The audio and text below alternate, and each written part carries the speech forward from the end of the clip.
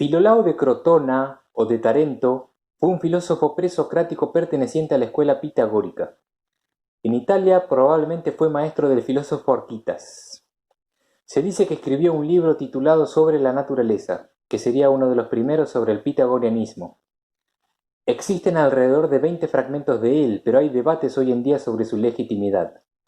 El problema es que la figura de Pitágoras, desde la antigüedad, gozaba de una gran estima en filosofía, así que en lugares como Roma y Alejandría aparecieron textos espurios atribuidos a él, que reflejaban anacrónicamente, por ejemplo, las ideas de Platón y Aristóteles.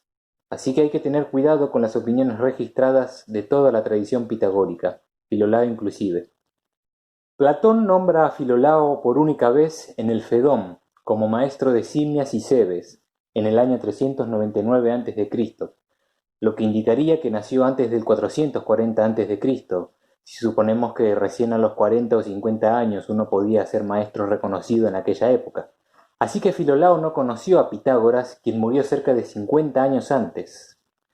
Como buen pitagórico le interesaban las matemáticas, a pesar de que él no fue matemático. Básicamente sus ideas consisten en que el universo está hecho de finitos e infinitos, unidos en una armonía que se puede expresar de forma numérica, de modo que las personas podemos entender el universo a través de números. Vale mencionar que la noción de que para los pitagóricos la realidad o el cosmos está hecha de números es una interpretación de Aristóteles. Es probable que los fragmentos de Filolao estén influidos por este filósofo. Veamos por ejemplo el siguiente. Y de hecho todas las cosas que son conocidas tienen número, puesto que para alguna cosa no es posible ser comprendida o conocida sin esto. Dice que según Filolao las cosas no pueden ser conocidas sin el número. A algunos en el presente les parece raro que tan temprano en la filosofía presocrática alguien ya esté desarrollando o esbozando una teoría de conocimiento, porque recién Aristóteles, con la influencia de Platón en el siglo IV a.C., diría en sus propios términos que no es posible el conocimiento de la forma sin la materia. De modo que acaso esta idea fue tomada en el reporte de este fragmento escrito por Estobeo, un autor del siglo V y VI después de Cristo, y fue proyectada hacia un presocrático. Diógenes Laercio registra esta anécdota. Filolao escribió un libro.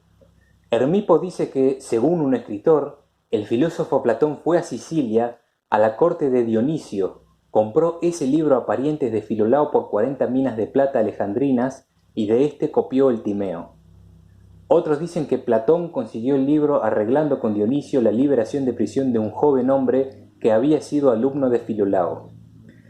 Según Kirk, este supuesto plagio por parte de Platón es una historia apócrifa que tiene la intención de polemizar la originalidad de Platón. Vayamos a la cosmología. La fisis en el cosmos está compuesta de los infinitos y finitos, así como todo el cosmos y todas las cosas en él. Fisis en griego es un término que básicamente se refiere a naturaleza. Según Aristóteles, los presocráticos hablaron sobre la naturaleza, sobre cómo es el mundo y de qué está hecho. Cosmos, más que solo universo, significa universo ordenado. Los presocráticos también intentaron explicar ese orden. Tales de Mileto diría que las cosas están hechas de agua, Anaxímenes de aire, Empédocles de una mezcla de aire, tierra, fuego y agua. Filolao, en cambio, declara que las cosas del mundo están hechas de finitos y finitos. Ahora, ¿qué son esos finitos e infinitos? Ahí está el problema, no tenemos ninguna definición explícita, aunque sí otras menciones.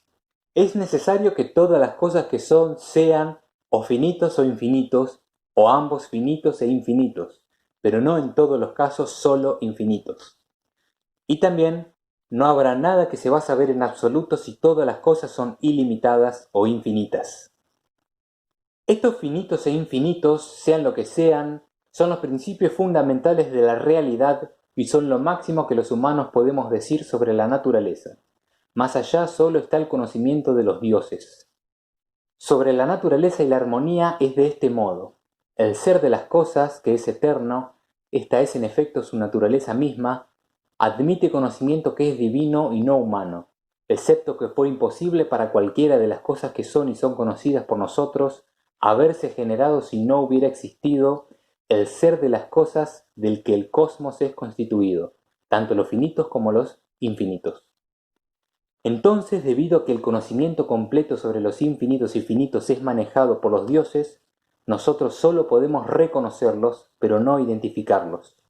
Ahora bien, si vamos al contexto intelectual, recordemos que sus predecesores ya hablaron de cosas infinitas.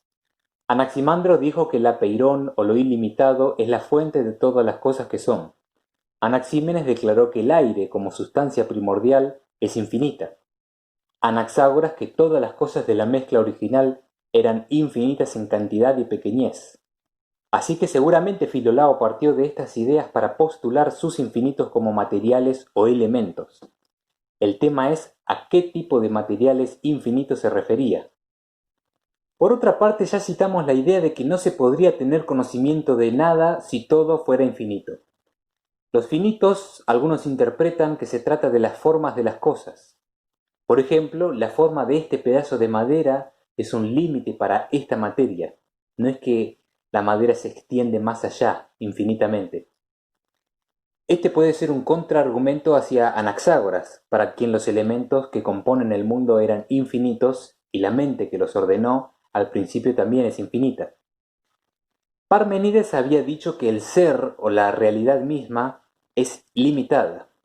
En cambio, para Meliso, discípulo de Parménides, el ser es ilimitado.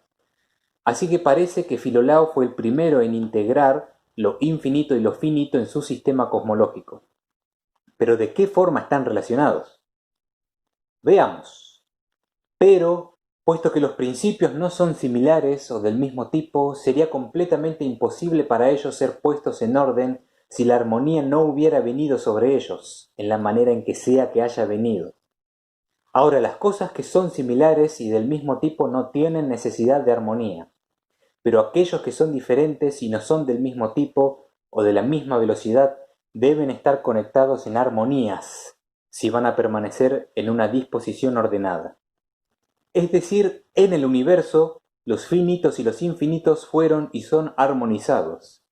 Si los primeros son las formas de las cosas y los segundos son los materiales, esto podría ser un anticipo de Platón, quien dice que las cosas particulares del mundo participan de las ideas o las formas, y de Aristóteles, para quien forma y materia están necesariamente ligadas.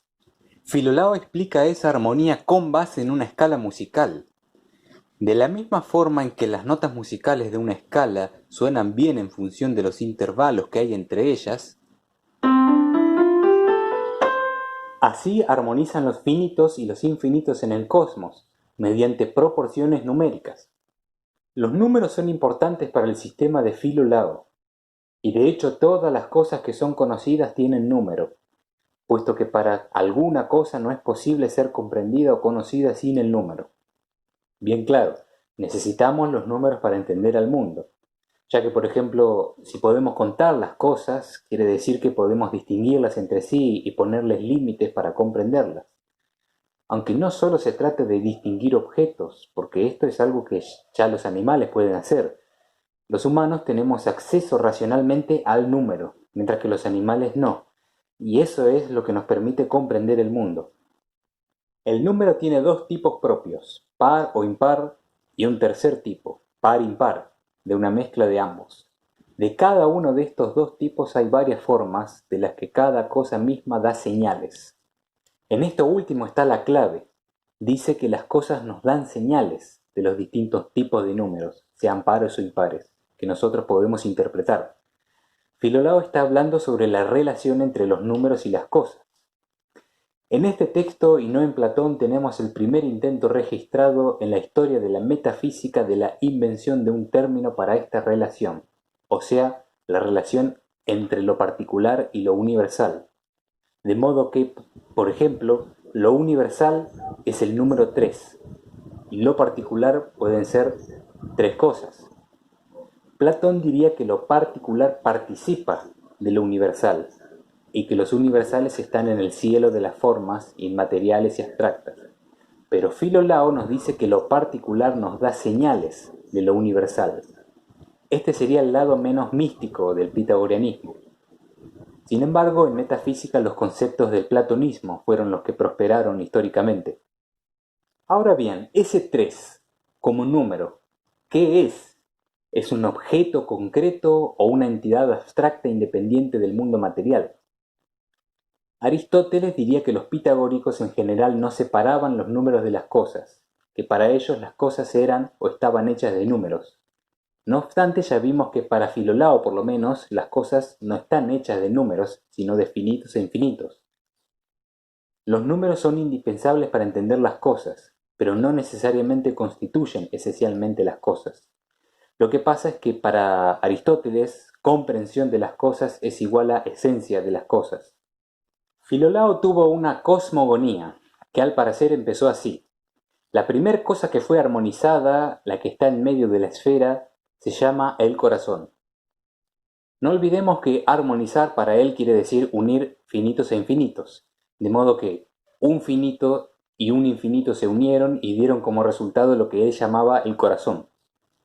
Luego el cosmos, a partir de ese centro, empezó a desarrollarse simétricamente hacia arriba y hacia abajo. En el universo la Tierra gira circularmente. Esta afirmación hace que Copérnico, en su libro sobre las revoluciones de los cuerpos celestes, publicado en el siglo XVI, considere a Filolao como un precursor, aunque él no llegó a un modelo heliocéntrico. Siguiente tema. Filolao también opinó sobre psicología, o más bien sobre la psique, en el sentido original del término. Psique es una palabra griega que ha sido traducida como alma, espíritu, aliento o vida. Es difícil en textos antiguos hallar la palabra justa. Dice, la cabeza es la ubicación del intelecto, el corazón del alma y de la sensación, el ombligo de la raíz y el crecimiento, de la primera parte, los órganos genitales del depósito de simiente y de la generación. El cerebro contiene el principio del hombre, el corazón contiene el principio de los animales, el ombligo el de las plantas, y los órganos genitales el de todos estos, ya que todos florecen y crecen de la semilla. Aquí se ve una jerarquía de 4 capacidades psíquicas: intelecto, alma, sensación y crecimiento. A cada una le corresponde respectivamente una parte del cuerpo humano: cabeza, corazón, ombligo y genitales, y una especie de vida: humanos, animales y plantas, en jerarquías paralelas. Alcmeón, de una generación anterior, también sostuvo que la cabeza o el cerebro es el asiento de la inteligencia. Además, claramente hay una afinidad entre esta idea y la correspondencia entre funciones del alma y partes del cuerpo según Platón, y las distinciones de las capacidades del alma de nutrición, sensación y razón según Aristóteles. Por último, el nombre de Filolao quedó asociado a su discípulo Eurito, de quien se sabe muy poco. Vamos a citar los siguientes curiosos fragmentos. Eurito, discípulo de Filolao, asignó un número para cada cosa. Por ejemplo, este es el número de un humano, este es el número de un caballo, como esos que formulan números para formas triangulares o cuadrangulares, modelando con guijarros la forma de las plantas. Y hay una demostración de esa atribución de un número para cada cosa del mundo. Por ejemplo, supongamos que el número 250 es la definición de un ser humano. Luego de postular esto, Eurito tomaría 250 piedrecitas, algunas verdes, otras negras, otras rojas y generalmente de todos los colores. Luego untaría una pared con barro y dibujaría un esbozo de un ser humano. Y luego fijaría algunas de estas piedras en el rostro dibujado, otras en las manos, otras en otras partes. Y completaría el dibujo de un ser humano allí representado mediante piedrecitas iguales a las unidades que él había declarado que definen al humano. Como consecuencia de este proceso, él expresaría que, así como el esbozo del ser humano está compuesto de, digamos, 250 piedrecitas, del mismo modo, un ser humano real está definido por tantas unidades. ¿Será cierto que Eurito, miembro de la prominente escuela pitagórica y contemporáneo de Zenón, miembro de la escuela eleática, quien había formulado paradojas demoledoras para el pluralismo pitagórico, creía que tan arbitrariamente se podía determinar las unidades que conforman en esencia a los objetos del mundo? Por la manera en que lo plantea, yo puedo decir que tal número le corresponde a tal cosa, luego hago mi dibujo con base en ese número y simplemente ocupo las piedras que necesito y ya comprobé que tal cosa tiene a tal número como esencia. Otra interpretación es que el autor de este reporte, acaso un hombre del siglo XII en el Bizancio, trató de ilustrar la propuesta de Eurito y el resultado fue una caricatura desafortunada. Hace quedar injustamente a Eurito como un mosaiquista. Además, Aristóteles, Teofrasto y otras personas se hubieran dado cuenta enseguida de lo ingenuo que sería este argumento. Y sin embargo, a pesar de que desestiman el proceso, sea cual sea, como demostración científica, le prestan consideración intelectual. Porque esta es la aproximación de un hombre sensato y consumado, esa misma que Arquitas una vez dijo que Eurito realizó en su ordenamiento de guijarros, ya que él dijo que este número resulta que es del hombre, este del caballo, ese de alguna otra cosa.